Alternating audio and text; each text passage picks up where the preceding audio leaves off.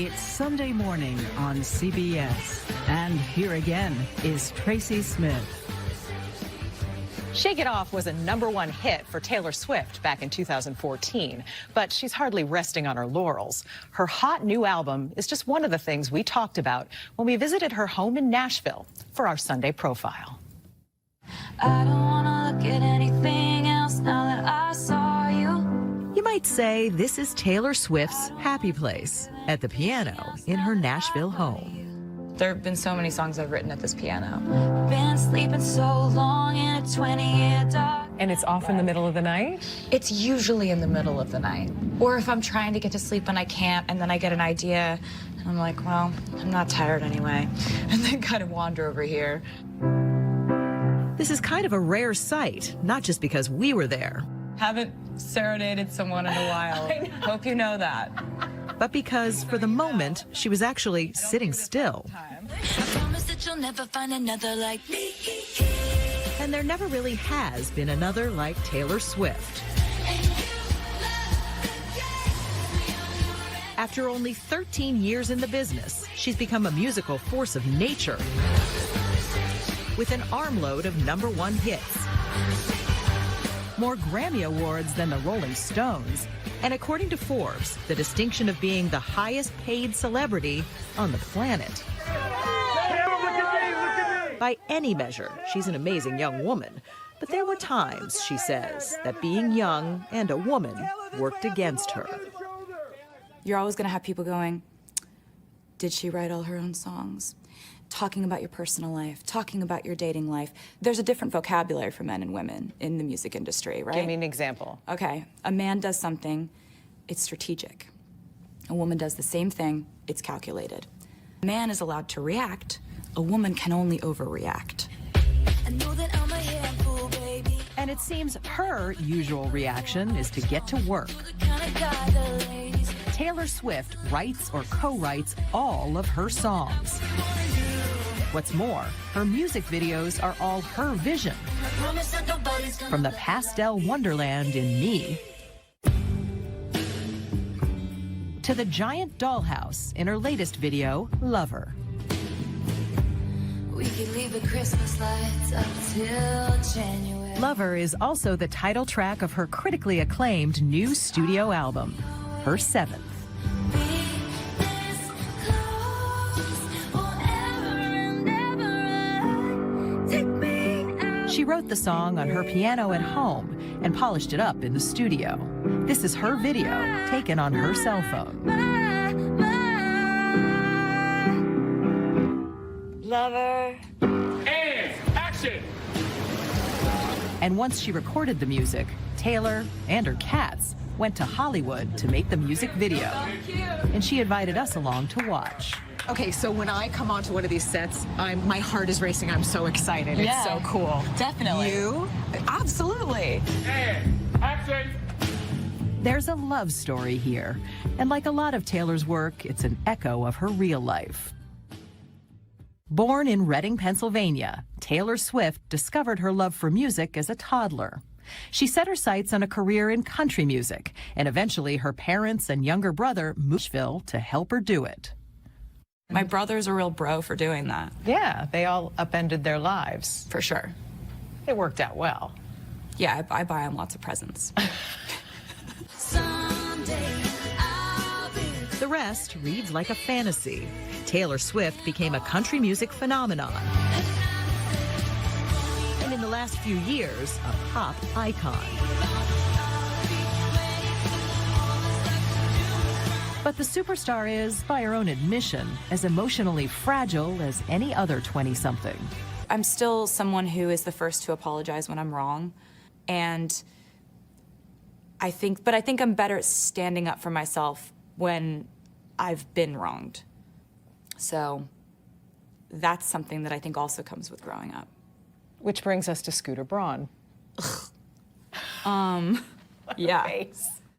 Earlier this summer, Scooter Braun, a talent agent with whom Swift says she has a contentious relationship, acquired the rights to her previous recordings, her masters, when his company bought Scott Borchetta's Big Machine label group for a reported $300 million. Borchetta, who worked with Swift for years, says she and those close to her, including her dad, who was an investor, knew about the deal in advance, and that Swift had previously been offered the chance to buy her own masters. She remembers it differently. And so you didn't see it coming? No.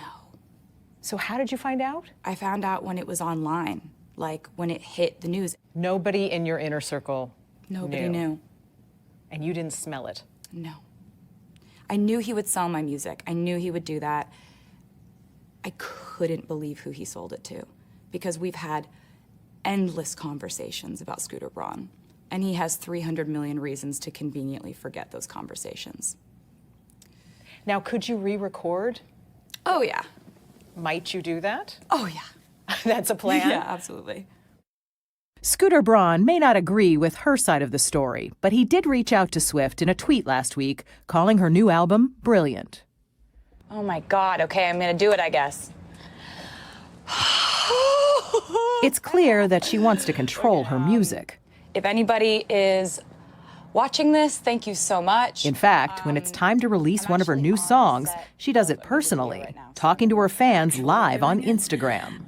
But I'm really excited about sharing this with you because you've really been there for me and you've made my life what it is. This personal connection has earned her a loyal following, but her openness comes at a price. She's followed just about everywhere she goes these days by people who are crazy about her, or just plain crazy. Where is home for you now? It's a very good question. I try not to ever really say where I am the most because since all my addresses are on the internet, people tend to show up uninvited.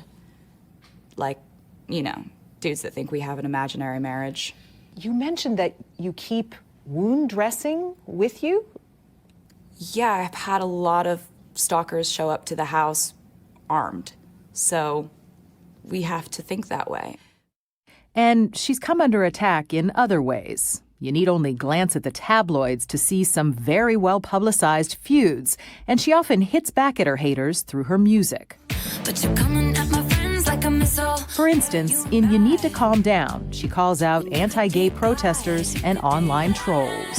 Sunshine on the street at the parade. But you would rather be in the dark age, just making that sign.